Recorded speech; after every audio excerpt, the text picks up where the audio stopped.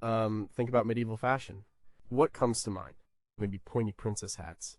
Or knights in clunky armor. Or maybe just burlap sacks and a lot of mud. We tend to see it as impractical, fussy, even ridiculous. But what if that's wrong? What if the clothes they wore were not just for show, but were pieces of technology? Smart solutions to everyday problems we've completely forgotten. Why did a man's pants need to be tied to his shirt? Why did rich people wear long trailing sleeves that seemed designed to get dirty? And what was the point of wearing wooden blocks on your feet? It turns out they had very good reasons. Their world was different.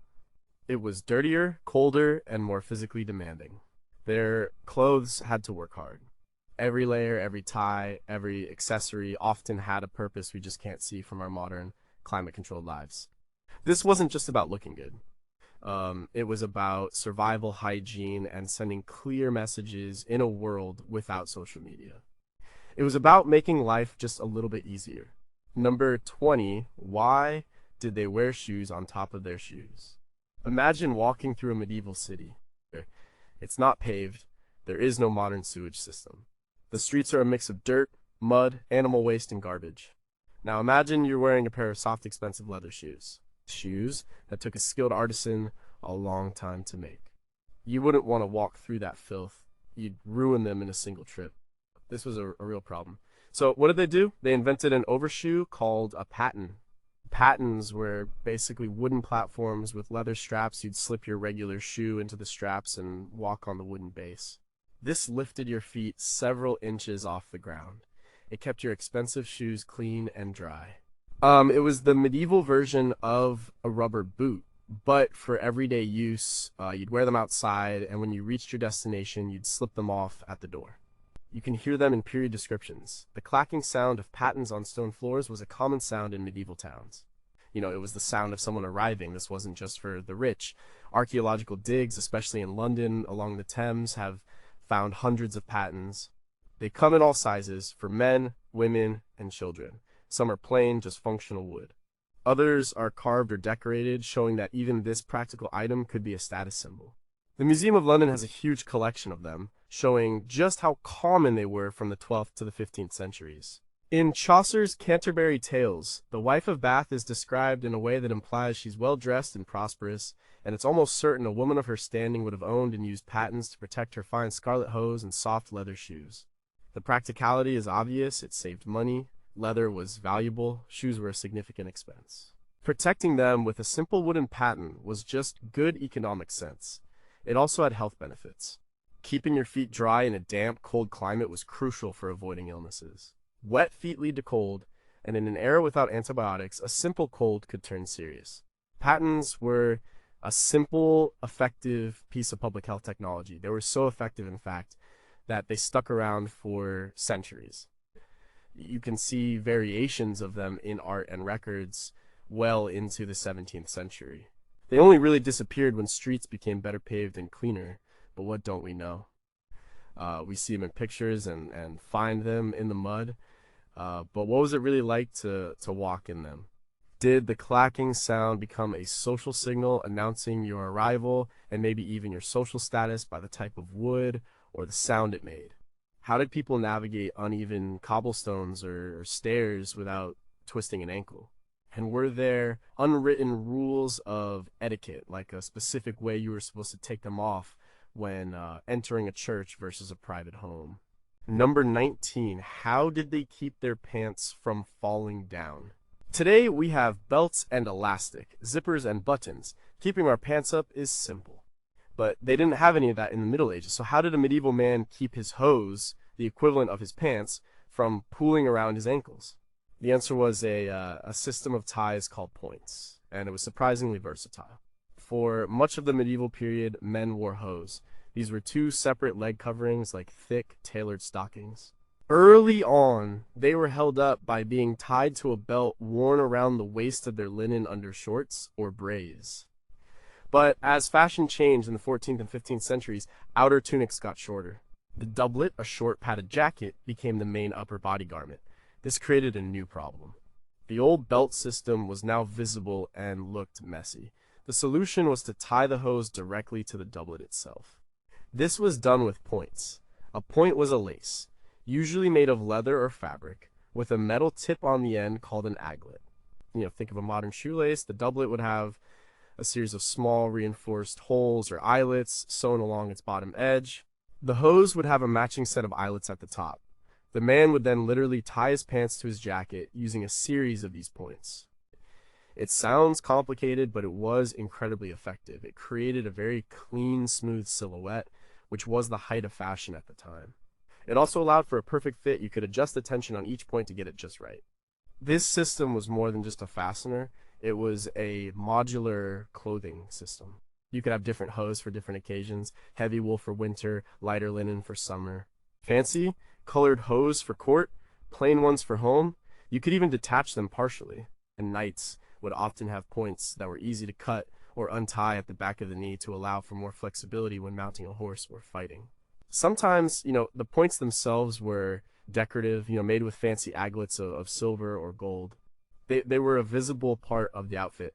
In the book The Medieval Tailor's Assistant by Sarah Thursfield, she details the construction of these garments and shows just how integral the system of points was to the entire structure of late medieval menswear. The practicality was in its adjustability and security. A belt can slip. Elastic wears out. But a well-tied point was not going anywhere. It distributed the weight of the hose evenly around the base of the doublet. This was important because hose were made of wool, which has some stretch, but not like modern fabrics. A tight, secure fit was essential for both looks and comfort. It also allowed for incredible freedom of movement once everything was tied on properly. So what are the lingering questions? How long did it take the average man to get dressed in the morning, meticulously tying a dozen or more of these points? Were there special knots for different activities, some for show, and some for hard work? And what happened if a point broke at an inconvenient moment? Was it a common and embarrassing wardrobe malfunction, the medieval equivalent of a zipper breaking? Number 18, what did they wear underneath it all? We tend to think of the Middle Ages as dirty, and in many ways it was, but people weren't as unhygienic as we imagine. They understood the importance of cleanliness, even if their methods were different. One of the most important pieces of hygiene technology was something you never saw their underwear. For both men and women, the base layer was almost always made of linen. A woman's basic undergarment was a chemise or a smock. It was a simple, long, T-shaped gown made of linen. It went from her shoulders to her calves or ankles. A man wore a similar linen shirt, and on his lower half he wore loose linen shorts called brays. This linen layer was worn directly against the skin. All of their other clothing, the wool tunics, the fancy silk gowns, the heavy outer coats point too, were worn on top of it. This was incredibly practical for several reasons. First, hygiene. Linen is a wonderful fabric. It's absorbent, it dries quickly, and it's relatively smooth against the skin. It soaks up sweat and body oils, keeping the outer clothes clean. This was critical because the outer clothes were difficult and expensive to wash. They were often made of wool, which can shrink and lose its shape, and colored with natural dyes that could fade. Washing a heavy wool cotehardie was a major undertaking, but washing a linen chemise was easy. You could boil it, beat it against rocks, and scrub it with harsh soap. It was a tough, durable fabric. People, even peasants, would typically own a few sets of linen undergarments so they could wear one while the others were being washed. Historian Carol Rockcliffe, in her book Urban Bodies, discusses how personal hygiene was understood and practiced, and the linen shift was central to this. Second, comfort. Wool can be itchy. Wearing a soft linen layer underneath made it much more comfortable. It also provided a bit of extra warmth in the winter, and because it's breathable, helped keep you cooler in the summer. It was a basic form of climate control for the body. The linen layer was the workhorse of the medieval wardrobe. It protected the wearer's skin from the rough outer clothes, and it protected the expensive outer clothes from the wearer's body. We see this layering system everywhere in medieval art, from the manuscripts of the Tresrich's Horrors to Duc de Berry, which show peasants working in the fields in just their brays, to portraits of queens where you can just see a hint of the fine white linen chemise at the neck and cuffs. This simple garment was universal, worn by everyone from the king to the plowman. The only difference was the quality of the linen. The wealthy wore fine, almost translucent linen, while the poor wore a coarser, unbleached version. But mysteries remain. How did the specific cut and style of undergarments vary across different regions of Europe? We have general ideas, but the fine details are often lost because these weren't high status items that were preserved carefully. Did they have different types of linen undergarments for different seasons or activities beyond just quality? And what about the sensory world? We know they washed them, but how often? Did the smell of clean lye scrubbed linen mix with the smells of wood smoke and wool to create a distinct personal scent we can no longer imagine? Number 17 was all that color just for show. When we picture medieval peasants, we often think of them in drab browns and grays. But the Middle Ages were surprisingly colorful. People loved bright colors. Red, blue, green, and yellow were common. And these colors weren't just about looking good. The dyes themselves and the process of making them were a form of practical chemistry. The most common and important dye in Europe was blue, which came from a plant called woad. Woad was a huge cash crop, especially in places like France and Germany. To get the blue dye, the leaves had to be harvested, crushed, and fermented. This fermentation process was complex and smelly. It involved urine, specifically stale urine, which contains ammonia. The ammonia created the alkaline environment needed for the chemical reaction to produce the indigo dye. It sounds disgusting, but it was cutting-edge science for the time, and the blue it produced was color-fast. It didn't fade easily in the sun or wash out. This made it incredibly valuable for everyday clothing. Other colors came from other plants. A common yellow came from a plant called weld. A strong red could be made from the root of the madder plant.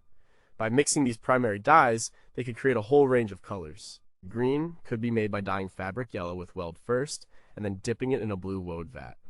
The quality of the color depended on the skill of the dyer and the quality of the materials. A master dyer knew exactly how long to leave the fabric in the vat, and what mordants, minerals like alum or iron to use to fix the color to the fabric. These mordants were key. They acted as a chemical bridge between the dye molecule and the fiber molecule. This knowledge was highly practical. Some of these dye processes had other benefits.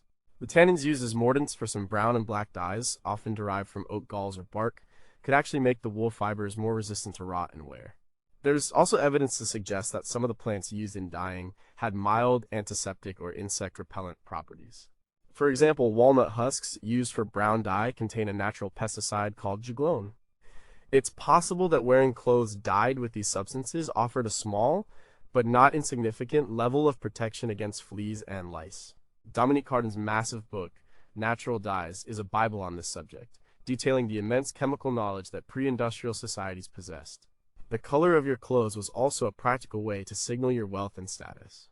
The brightest, most intense colors were the most expensive.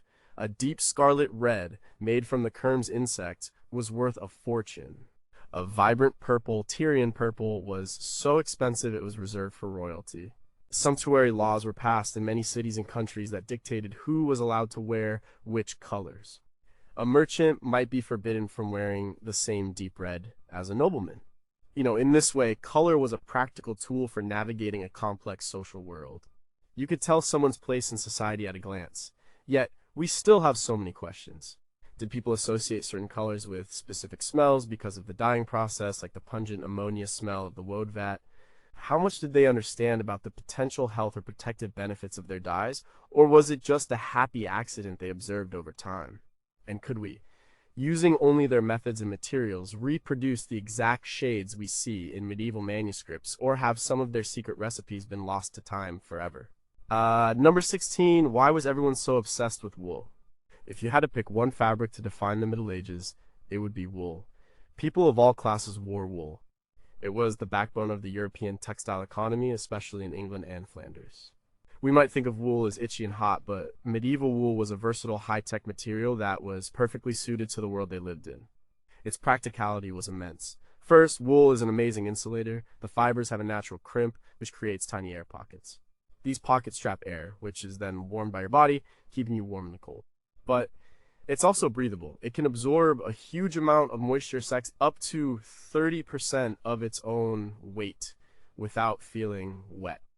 This means it wicks sweat away from your body, keeping you dry. This combination of insulation and breathability makes it comfortable in a wide range of temperatures. It keeps you warm in the winter and, surprisingly, relatively cool and dry in the summer. It was the original performance fabric. Second, wool is naturally water resistant. The fibers have a waxy outer layer of lanolin. This causes water to beat up and roll off. A tightly woven woolen cloak could keep you reasonably dry in a light rain. This was essential in a place like England where it drizzles constantly. They also had a process called fulling, where they would beat and agitate the woven cloth in water and clay. This matted the fibers together, creating a dense, almost waterproof fabric known as broadcloth. This was a prized material, and its production was a major industry, as documented in historical accounts of the English wool trade. Third, wool is durable and easy to care for. It's naturally elastic, so it resists wrinkling and holds its shape. It's also flame retardant. It will smolder rather than burst into flames, which was a nice safety feature when your home was lit and heated by open fires. And because of the lanolin and its moisture-wicking properties, it doesn't need to be washed as often as cotton or linen. It resists odors. Often just airing a woolen garment out was enough to freshen it up. This was a huge advantage when washing clothes was a major chore. The quality of wool varied enormously. The poor wore coarse, rough wool from hardy sheep, often in undyed shades of brown and gray, called russet. The rich wore incredibly fine, soft wool from specially bred sheep. English wool was considered the best in the world. The entire economy of England in the late Middle Ages was built on the wool trade. The Lord's Speaker in the British House of Lords still sits on a ceremonial seat called the woolsack, a symbol of this historical importance.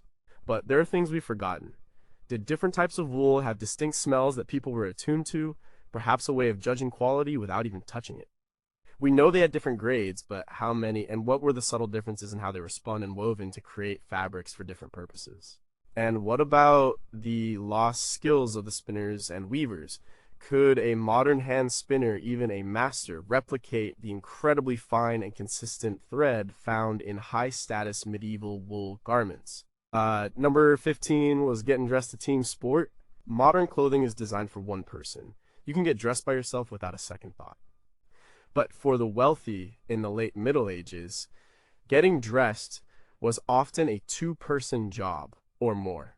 The elaborate styles of the 14th and 15th centuries, with their tight fits and complex fastenings, required assistance. This wasn't a design flaw, it was a feature. It was a practical way to display wealth and status.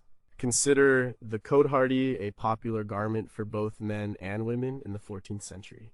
Like, it was tailored to be extremely tight, fitting on the torso and arms. Like, to achieve this perfect wrinkle-free fit, it had to be laced or buttoned up the back or the side. There was simply no way to do this yourself. You needed a servant, a spouse, or a family member to fasten you in. The sleeve of a woman's gown might have a long row of tiny, closely spaced buttons running from the elbow to the wrist. It was a beautiful detail, but it required help. Like, this dependence on others was a deliberate statement. It said, "I am so wealthy and important that I don't even have to dress myself. I have people to do that for me." It was a form of conspicuous consumption.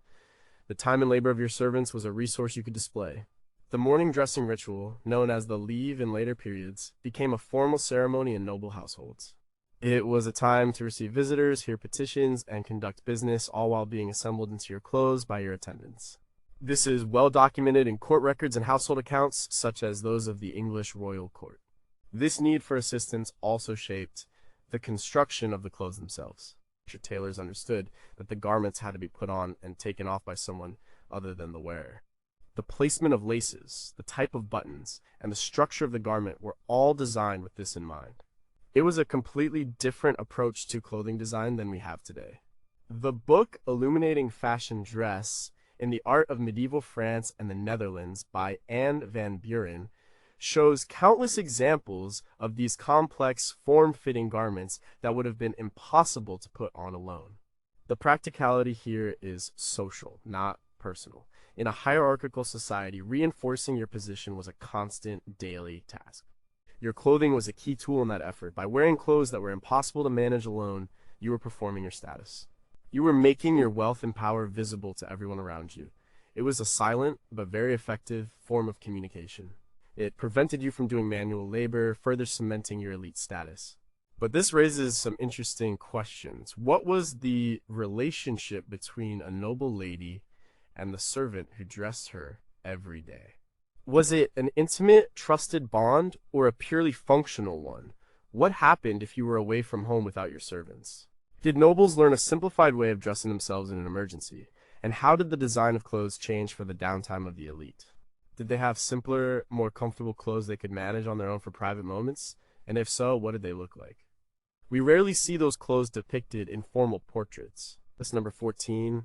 What was that long, pointy thing on their hoods? One of the most iconic pieces of medieval headwear is the hood, but many of them had a strange feature, a long thin tail of fabric hanging down the back. This tail is called a leerpipe. At first glance, it looks purely decorative, even silly. But the leerpipe was a surprisingly practical and versatile accessory. It was the medieval equivalent of a Swiss army knife for your head. The basic hood, or chaperon, was a simple garment that covered the head, neck, and shoulders. It was a common piece of outerwear for all classes. The leerpipe started as a short point at the back of the hood in the 12th and 13th centuries. But by the 14th century, it had grown incredibly long, sometimes reaching all the way to the ground. This fashion was most popular among the urban middle and upper classes, and they found all sorts of uses for it. The most basic practical use was as a scarf. On a cold or windy day, you could take the long leerpipe and wrap it around your neck or your head for extra warmth. This would seal up the gaps around the hood and keep the cold air out. It was a built-in scarf that you could never lose because it was attached to your hat. It was simple but effective, but it was also used as a pocket. You could tuck small items into the wrapped leerpipe. Or, more commonly, you could use it as a handle. When it was warm, you might take your hood off. Instead of carrying it, you could just let it hang down your back and you could wrap the leerpipe around your belt to keep it secure and out of the way. This left your hands free. We see this in many manuscript illuminations. A man might be shown working or traveling with his hood off and tied to his belt by its leerpipe. By the 15th century, fashion evolved again. People started wearing the chaperon in a new way. They would put the part of the hood where their face would normally go on top of their head, like a hat. Then they would wrap the leerpipe and the shoulder cape, the part that covered the shoulders, around their head to create a sort of improvised turban. This style was very fashionable and can be seen in many famous portraits, like Jan van Eyck's man in a red turban, which is actually a chaperon worn in this style. The leerpipe was essential for securing this complex arrangement. The length and style of the leerpipe also became a fashion statement. A very long one, perhaps made of expensive fabric, showed that you were wealthy and fashionable. It was a nonverbal cue. As detailed in A History of Costume by Carl Kohler, the evolution of the hood and leerpipe is a perfect example of how a practical item can become a high-fashion object over time. But what do we still wonder about? Were there regional styles of tying or wrapping the leerpipe that an observer could use to tell where a stranger was from? Did men develop specific, complex knots to show off their dexterity and fashion sense? And was there an unwritten social code about the length of your leerpipe? Could a leerpipe that was too long for your social station get you into trouble, marking you as an arrogant social climber? Number 13, why did they dress like a chessboard? You sometimes see images of medieval people wearing clothes that are split right down the middle into two different colors. One leg of their hose might be red, the other blue. One side of their tunic might be yellow, the other green. This style is called party-colored, or mi-party. It looks strange to us, like a court jester's costume. But for them, it was a very serious and practical way of communicating identity. It was a uniform. This fashion was directly connected to the practice of heraldry. A nobleman had a coat of arms, a unique design on a shield that identified him. This design used specific colors and symbols. To show that you belonged to that nobleman's household, you would wear his colors, his livery. For example, if a lord's coat of arms was a field of red and white, his servants, soldiers, and retainers would wear clothing that was half red and half white. You know, when you saw someone dressed this way, you knew instantly who they worked for. It was like wearing a team jersey. This was incredibly practical in a world that was often violent and chaotic. In a battle or a tournament, you needed to be able to tell friend from foe at a glance. Livery made that possible. It was also important for social order. If a lord's servant committed a crime or caused a disturbance in a town, witnesses could easily identify which household he belonged to. It created a system of accountability. The lord was responsible for the behavior of the people wearing his colors. This practice wasn't just for servants. The nobles themselves would wear their own heraldic colors, especially on formal occasions. It was a way of displaying their lineage and alliances. If a man married a woman from another powerful family, he might even divide his clothes into 4 sections, showing the colors of both his own house and his wife's house. It was a walking family tree. This is detailed in books on heraldry, like A Complete Guide to Heraldry by Arthur Charles Fox Davies, which explains the deep connection between coats of arms and the clothing of the era. The practice filtered down into civic life as well. City officials, members of a guild, or even the staff of a wealthy monastery might have their own livery. It was a way of showing group identity and pride. It created a sense of belonging and order. The visual language of heraldry was understood by everyone, even those who couldn't read. It was a powerful and immediate form of communication, but this bright and ordered system leaves us with questions. How were the colors chosen for civic or guild liveries? Was it a vote, or did it relate to the patron saint or the materials the guild worked with? What happened if you left your lord's service? Did you have to give back your livery, or could you keep it? And were there ever cases of stolen identity, where a criminal would wear the livery of a powerful household to gain access to a place, or to try and get away with a crime? Number 12, why did they cut slits and holes in perfectly good clothes? In the late 14th and 15th centuries, a new fashion emerged that seems completely impractical. People started cutting the edges of their clothes into fancy shapes like leaves, scallops, or zigzags. This is called dagging. At the same time, another style called slashing appeared, where small cuts were made in the middle of the fabric of a sleeve or a doublet, often to show a contrasting color from the layer underneath. To us, this looks like intentionally ruining your clothes. But there was a practical reason why this was possible and desirable. The practicality comes down to the fabric wool. As we've discussed, much of the outerwear was made of a type of felted wool called broadcloth. The fulling process matted the wool fibers so tightly that when you cut it, it didn't unravel or fray.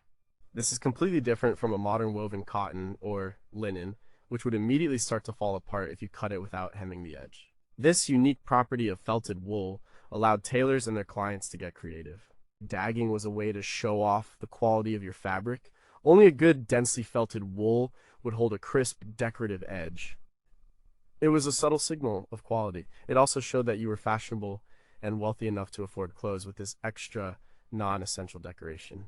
The labor involved in cutting these intricate patterns also added to the cost.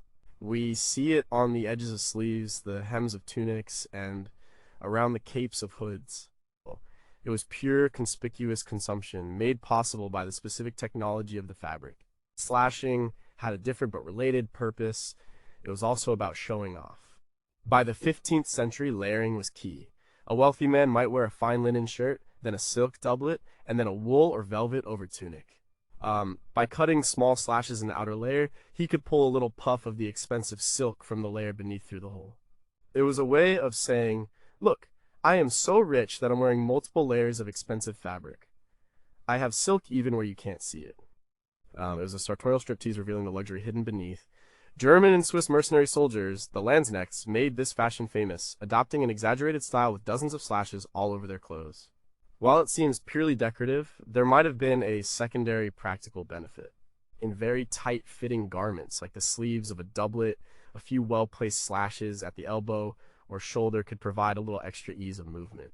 It's a bit like the vents on a modern jacket. This is debated by historians, but it's a plausible functional reason for the placement of some of these cuts. Evidence for these styles is abundant in art, particularly in the paintings of early Netherlandish artists like Hans Holbein and Lucas Cranach the Elder, who depicted their subjects in exquisitely detailed, slashed and dagged clothing. But the practice is still puzzling. How did they keep the slashes from tearing and getting bigger with wear and movement? Did they reinforce them on the inside in a way that isn't visible in the paintings? Was there a specific vocabulary for different shapes of dagging, the way we have names for different types of collars today? And was there a point where the fashion went too far, where so much slashing was seen as tasteless or vulgar, even by the wealthy? Number 11, what was the point of all those head coverings? For most of medieval history, a respectable adult woman would not be seen in public with her hair uncovered. She would wear a veil, a wimple, a headscarf, or some other form of covering. To our modern eyes, this can look restrictive, but for medieval women, head coverings were an essential and practical part of their daily lives. They served purposes of hygiene, sun protection, and social signaling. First, let's think about hygiene and practicality. Medieval life was dusty and dirty. Roads weren't paved, and homes were heated with smoky open fires. Covering your hair kept it clean. Washing your hair was a much bigger chore than it is for us. Without modern shampoos and convenient running water, it was an ordeal. It was much easier to wash a collection of linen veils and scarves than to constantly be washing your hair. For a woman working outdoors, a head covering kept her hair out of her eyes and out of her work. It also protected her from the sun, preventing sunburn on her scalp and face. A simple linen or wool coif tied under the chin was the standard headwear for working-class women for centuries. Second, it was a powerful social signal. An unmarried young girl might wear her hair loose or in braids. But once she was married, she would cover her hair. This was a clear public sign of her marital status. It was a way of communicating her place in the social order. This tradition had deep roots in Christian teachings, based on interpretations of the writings of St. Paul. In the book Medieval Woman, A Social History of Women in England by Henrietta Leyser, the social importance of these customs is explored in detail. A woman's head covering was part of her identity as a respectable matron. Third, headwear evolved into a major form of fashion and status display. While the basic function remained, the wealthy used head coverings to show off their wealth. In the 15th century, women's headdresses became incredibly elaborate and architectural. The hennin was a tall, conical hat, often with a long, floating veil attached to the top. The horned headdress involved shaping the hair over pads or wires to create two horns on the sides of the head, over which a veil was draped. These were complex structures that required expensive fabrics like silk and velvet, and often jewels and gold thread. They were completely impractical for any kind of physical labor, which was precisely the point. They were a clear sign that the wearer was a lady of leisure. The wimple, a piece of cloth that covered the neck and was pinned to the hair on top of the head, was popular for a long period and is still associated with nuns. For laywomen, it was a sign of modesty and piety. The sheer variety of headwear, as seen in manuscripts and paintings, is staggering. Each style conveyed subtle messages about the wearer's age, status, wealth, and even her region of origin. But this universal practice still holds secrets. How did women manage those enormous and precarious hennins? Were they heavy? How did they keep them on their heads, especially in the wind? What were the unwritten rules about what kind of head covering was appropriate for different occasions? A trip to the market versus a feast at the castle. And what did it feel like for a woman to put her hair up for the first time after a wedding? Was it a celebrated rite of passage, or did it feel like a loss of freedom? Number 10. Why did they carry their pockets on the outside? Go through your clothes. You probably have pockets in your pants, your jacket, your shirt. Pockets are everywhere. But for almost all of history, pockets, as we know them sewn into the garment itself, did not exist. So where did medieval people keep their stuff? Their keys, their money, their knife? They carried it in a pouch or a purse that hung from a belt worn around their waist. The belt was the medieval pocket, and it was one of the most practical and essential accessories anyone could own. Almost everyone, man or woman, wore a belt or girdle. It was usually made of leather for common people or expensive, decorated fabric for the rich. And from this belt, they would hang everything they needed for their daily life. The most common item was a simple leather or cloth pouch, closed with a drawstring. This was where you kept your coins. It's why the person in charge of the money in a noble household was called a pursuivant, literally the keeper of the purse. But they carried much more than just money. A man might have a small knife called a bollock dagger for eating and general tasks. He might have a set of keys, like a woman might have a pair of shears, a small case for needles, or her house keys. These items would be hung from the belt on cords or chains. This made them easily accessible. You didn't have to rummage around inside a bag. Everything you needed was right there at your fingertips. The Loutrell Psalter, a famous 14th century English manuscript, is filled with vivid illustrations of rural life, and you can clearly see farmers and workers with their tools and pouches hanging from their belts. This system was completely customizable. You could add or remove items from your belt depending on what you were doing that day. If you were traveling, you might add a water flask. If you were a scribe, you might have a penner, a leather case for your inkhorn and quills. The belt was a personal multi-tool adapted to your profession and needs. For women, whose gowns didn't lend themselves to pockets, the girdle was even more essential. They would often wear highly decorated girdles with ornamental metal buckles and tips, from which they would hang a rosary, a prayer book, or a decorative pomander filled with sweet-smelling herbs. The belt was also practical for managing their clothing. It was used to hitch up a long tunic or gown to keep the hem out of the mud, or to create a pouch in the fabric of the tunic itself for carrying larger items. You'd pull the tunic up through the belt, and the fold would create a large, secure pocket against your body.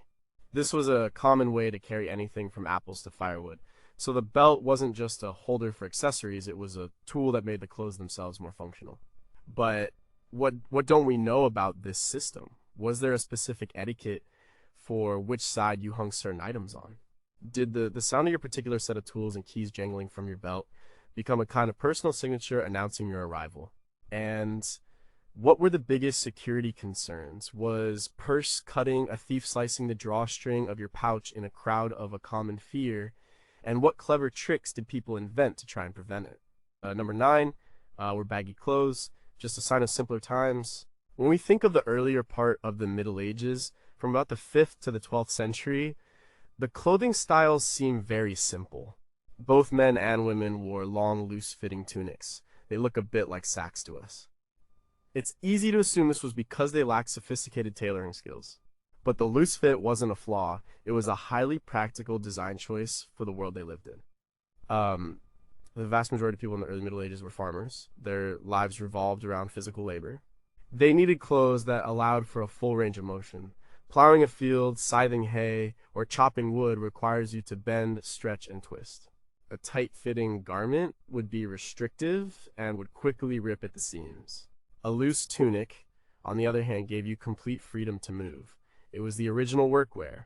The construction of these tunics was also incredibly practical and economical. They were typically made from simple geometric shapes, rectangles for the body and sleeves, and triangular pieces called gores set into the sides and armpits. This design was very efficient in its use of fabric. When you're weaving cloth by hand on a narrow loom, every square inch is precious. This T-shaped pattern resulted in very little wasted material. Tailoring, as we think of it, with complex curved seams and darts to shape the garment to the body, is actually quite wasteful of fabric. The early medieval approach was frugal and smart. Historic textile researchers, like those at the Center for Textile Research in Copenhagen, have analyzed archaeological finds of garments from this period and confirmed this fabric-saving construction. This style of clothing was also adaptable. A simple belt or girdle worn around the waist could instantly change the fit and function. Cinching the belt would gather the excess fabric, creating a bloused effect that kept the garment under control and could also be used for carrying things, as mentioned before. You could adjust how much you bloused it depending on the temperature or the task at hand. It was a simple, user-controlled system for fit and ventilation. Finally, a loose-fitting garment is more one-size-fits-all. It could be passed down from a parent to a child, or from an older sibling to a younger one. In a time when clothing was a major expense and a significant part of a person's inheritance, this longevity was a huge practical advantage. The same basic tunic could be worn by people of slightly different shapes and sizes, making it a much more sustainable and economical piece of clothing. So what are the unanswered questions about the seemingly simple clothing? We know the general shape, but what were the subtle variations in cut or decoration that might have signaled a person's village or family? Did they have different grades of workwear? Perhaps an older, more patched tunic for the dirtiest jobs and a better one for going to market? And how did they manage the loose sleeves and hems around open fires or primitive machinery? Were there specific ways of tying or tucking the fabric to avoid accidents that we have since forgotten? Number 8. What did they use before buttons? Buttons are everywhere today. We hardly even notice them. But for much of the Middle Ages, buttons were either not used at all or they were purely decorative. So how did people close their clothes? They used a variety of simple, practical methods, with the most common being the brooch. A brooch, or a fibula in earlier periods, is basically a decorative pin. It works like a safety pin. There's a pin on the back that you stick through the fabric and a clasp to hold it shut. For centuries, this was the primary way to fasten an outer garment like a cloak or a mantle. You would drape the cloak over your shoulders and then use a large, sturdy brooch to pin it closed at the neck or on one shoulder. This was simple, secure, and adjustable. You could position the brooch wherever you wanted to change how the cloak draped. Brooches were also a major form of personal expression and status. They were made from all kinds of materials.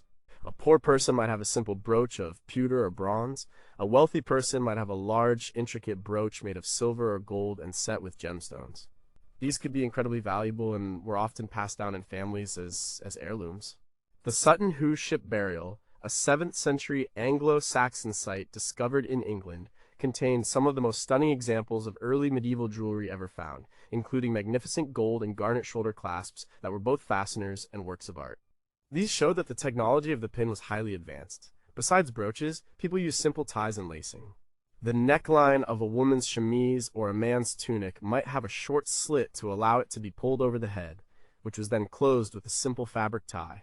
In the later Middle Ages, lacing became much more common, especially for achieving the tight-fitting styles we've discussed.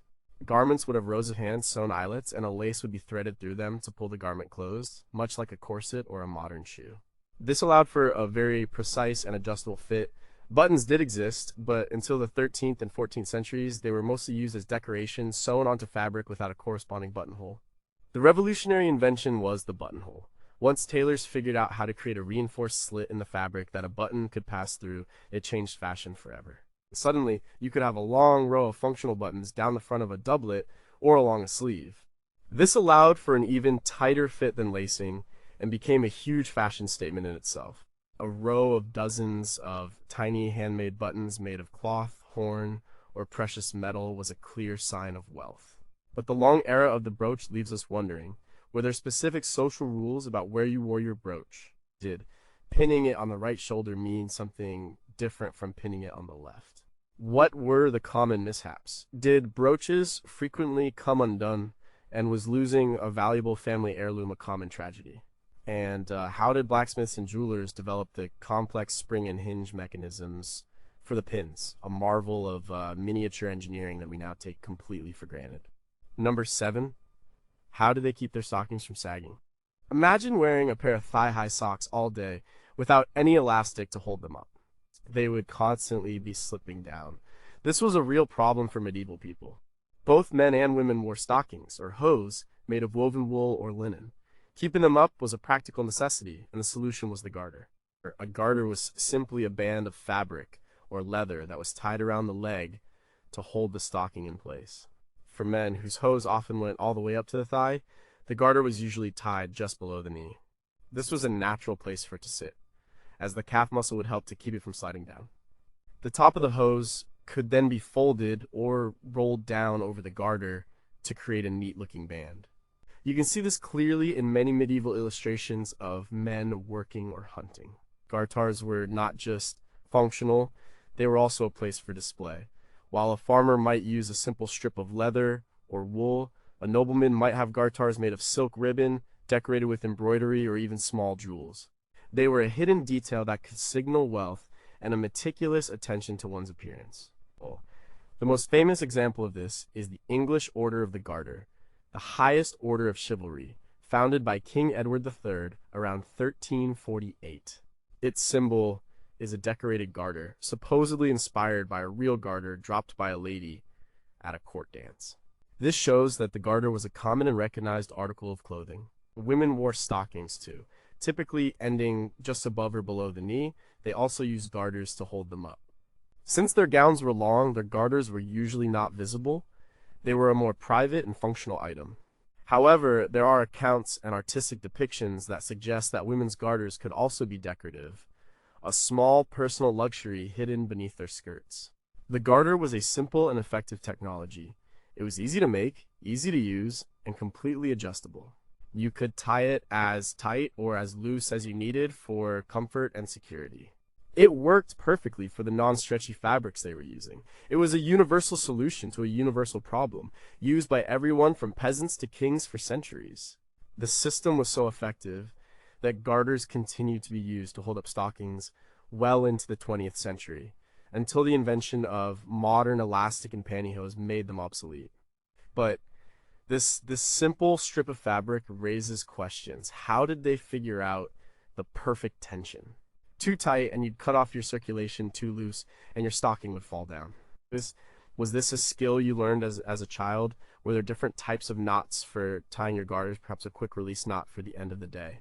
And did the wealthy with their silk garters suffer from more slippage than the common folk with their more practical leather ones? Number 6 were long sleeves, just for nobles. We often see pictures of medieval nobles, especially women, with incredibly long trailing sleeves. These are called tippets. Sometimes they are so long they touch the floor. This seems like the most impractical fashion imaginable. You couldn't cook, clean, or do any kind of work without them getting in the way and getting filthy. And that was exactly the point. The impracticality was the message. Wearing these long sleeves was a clear and unambiguous statement of status. It said, I do not have to work with my hands. My life is one of leisure. In a society where most people were engaged in hard physical labor, this was the ultimate status symbol. It was a way of making your wealth and social position visible from a distance. You were performing your identity as a member of the elite. This is a concept that sociologist Thorstein Veblen would later call conspicuous leisure. These sleeves were often made from the most expensive fabrics available. They might be silk, velvet, or fine wool, and they were often lined with fur, such as ermine or squirrel. The sheer amount of fabric required to make these sleeves was in itself a display of wealth. Fabric was expensive, and wasting it on purely decorative, non-functional elements of a garment was a way to show that you could afford to. The sumptuary laws that were common in the late Middle Ages often tried to regulate the length and material of sleeves, which shows that authorities were concerned about this kind of social competition. While their main purpose was social, people did find some minor practical uses for them. You might use the tip of your sleeve as a sort of improvised napkin or handkerchief, though this was probably frowned upon in polite company. There are also some depictions that show people tying a knot in their long sleeves to get them out of the way temporarily if they needed to use their hands for a moment.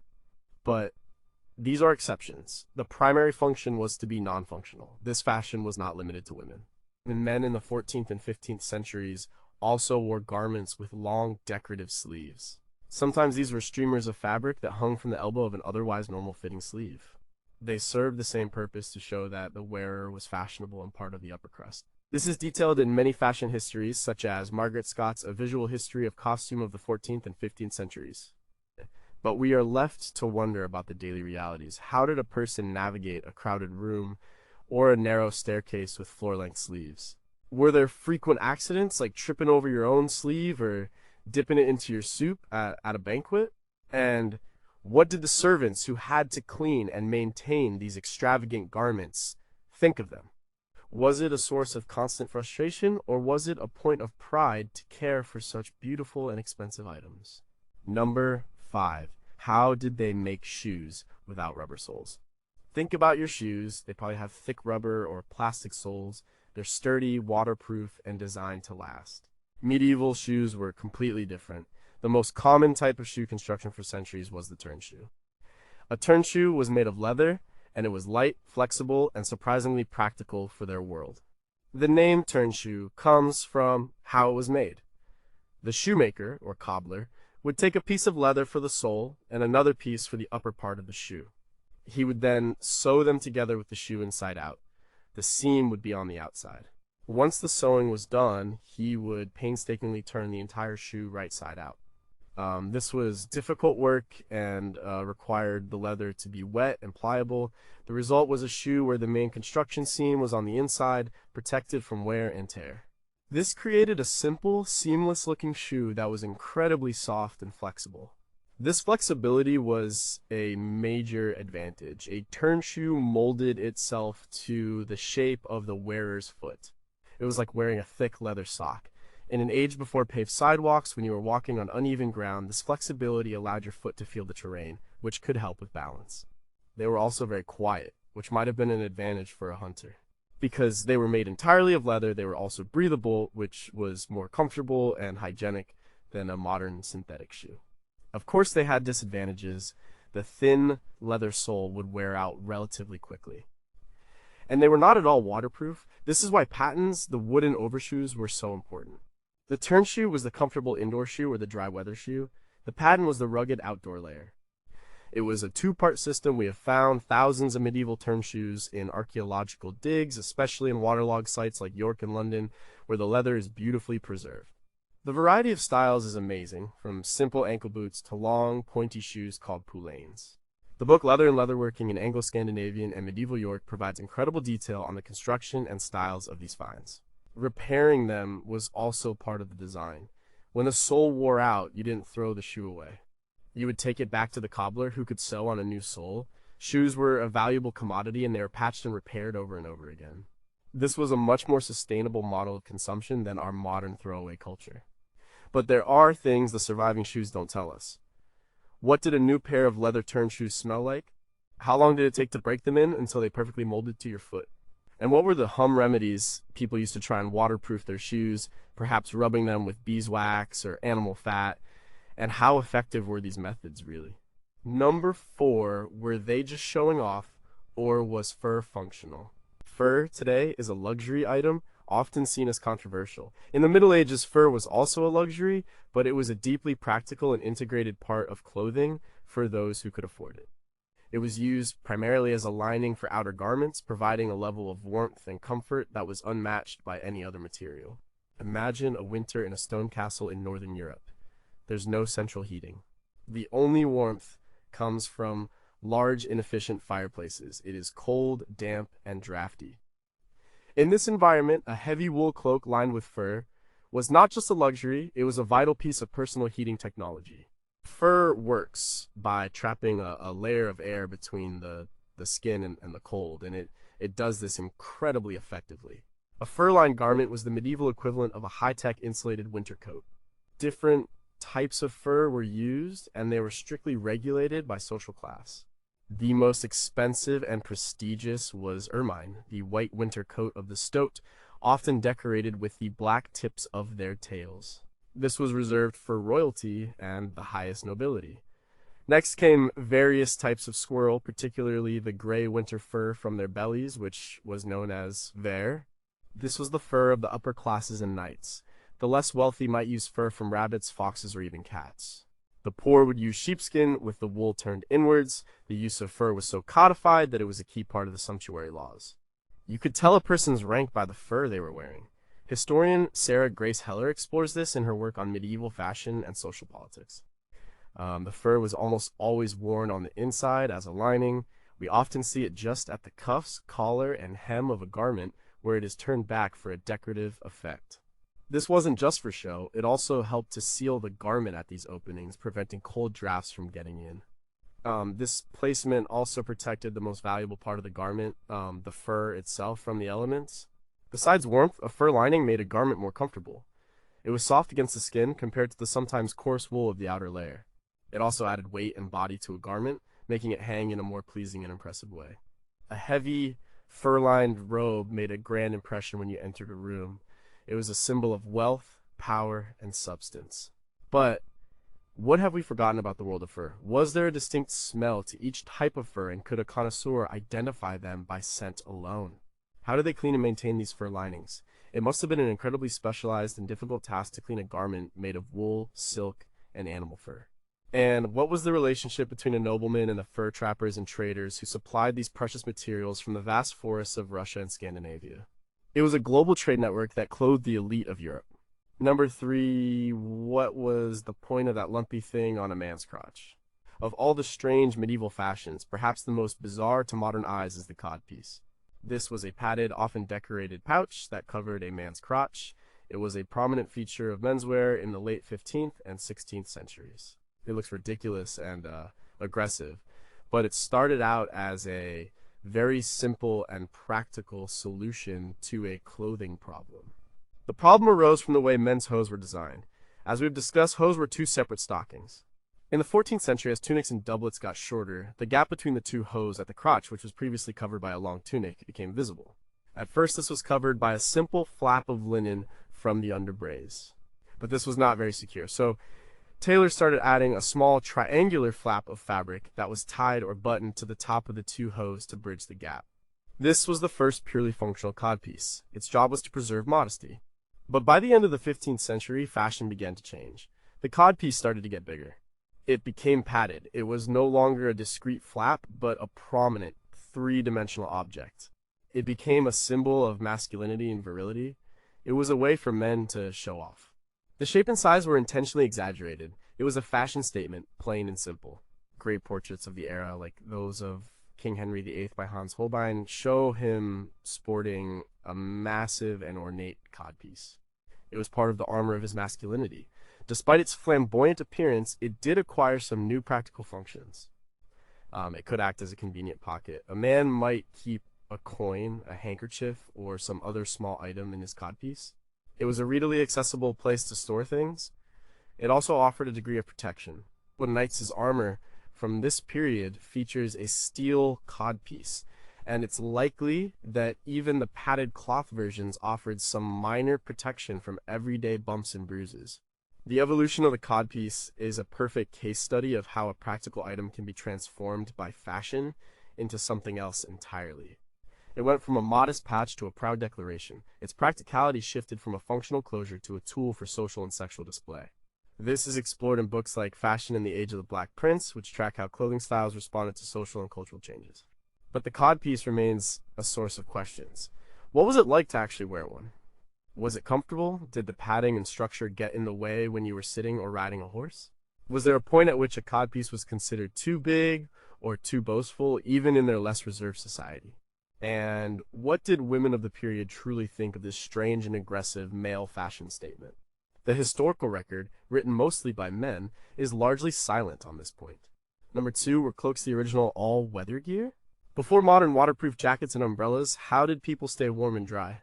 The answer was simple, and had been in use for thousands of years: the cloak. A cloak was one of the most fundamental and practical garments of the Middle Ages. It was a coat, a blanket, a raincoat, and sometimes even a shelter, all in one. A cloak is essentially a large piece of fabric, usually circular or rectangular, that is draped over the shoulders and fastened at the neck. The best ones were made of heavy, tightly woven wool. As we know, wool has natural water-resistant properties due to its lanolin content. A good woolen cloak would shed a surprising amount of rain, keeping the wearer's other clothes dry. For travelers, this was absolutely essential. Getting soaked on a long journey in a cold climate could be deadly. The cloak was also the ultimate outer layer for warmth.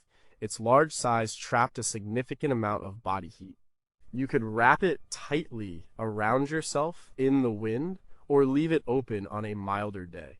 It was an incredibly versatile piece of thermal regulation. Many cloaks were also lined, often with fur for the wealthy or with a simpler wool or linen for common folk, which added another layer of insulation.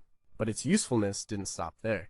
If you were a traveler or a soldier sleeping outdoors, your cloak was your blanket.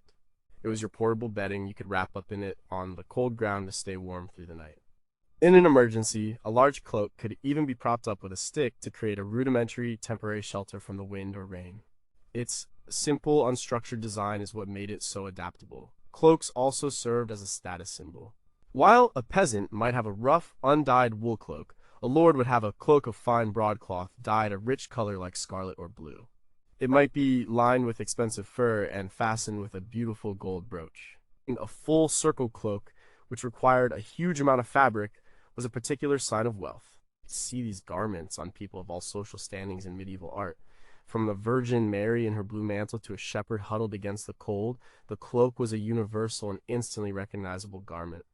Its importance is reflected in countless historical and literary sources, from the Norse sagas to the tales of Robin Hood. So, what mysteries does this simple garment still hold? We know the materials, but how did they treat the wool to enhance its water resistance? Did they have special techniques using oils or waxes that have been forgotten? How did a person manage a large, heavy cloak while also riding a horse or fighting? Were there specific military-style cloaks designed for this? And what about the social language of the cloak? Did the way you wore your cloak, thrown over one shoulder or wrapped tightly, send a particular social message about your mood or intentions? Number 1, why did they put so much trust in a simple belt? We've talked about belts for holding up your purse, but the simple belt or girdle was arguably the single most practical and important accessory in the entire medieval wardrobe. Its function went far beyond just holding a few items. It was a structural component of their clothing, a tool, and a powerful symbol. It brought the entire outfit together and made it work. Structurally, the belt was what gave shape to the loose tunics of the early Middle Ages and the flowing gowns of women throughout the period. Without a belt, these garments were just tubes of fabric. By cinching a belt at the waist or hips, a person could control the fit, create a fashionable silhouette, and adjust the length of their garment by blousing the fabric. This was a simple but brilliant system. It allowed a single garment to be worn in different ways and to fit different bodies. It was also a tool belt for everyone. We mentioned a man carrying his knife and purse. But think of a carpenter. He might have loops on his belt for a hammer or a chisel. A scribe would have his inkhorn and pen case. A woman running a household would have her keys, a symbol of her authority, hanging from her girdle. The girdle organized your life and kept your essential tools within reach at all times. In a world without built-in pockets, this was not a convenience. It was a necessity. The archaeological record is full of belt buckles, strap ends, and the various metal tools and accessories that were designed to be hung from a belt. These small metal objects are often the most common finds on medieval sites. The belt was also a powerful symbol of status and identity. A simple rope or leather thong signified a peasant or a monk who had taken a vow of poverty. A wide, ornate belt with silver or gold-plated mounts, known as a knightly girdle, was a sign of nobility and military prowess. The materials, the width, and the decoration of your belt told the world who you were. Giving a belt as a gift was a significant gesture of favor or allegiance. To lose one's belt, or to have it taken away, was a sign of disgrace. This simple strap of leather or fabric was the key that unlocked the practicality of the rest of the medieval wardrobe. It managed the fit of the clothes, it carried the tools of your trade, and it signaled your place in the world. It was the central organizing principle of their daily dress. Its importance cannot be overstated. And yet, it leaves us with final questions. We find the metal parts, but the leather and fabric rarely survive. What were the most common ways of decorating the leather itself? Was it stamped, carved, or painted? How did a person decide on the right number of things to hang from their belt? Was there a point where it became cluttered or unseemly? And finally, what did it feel like to be so reliant on a single accessory? Did a person feel naked or unprepared if they forgot to put on their belt in the morning, much like we might feel today if we leave the house without our wallet or our phone?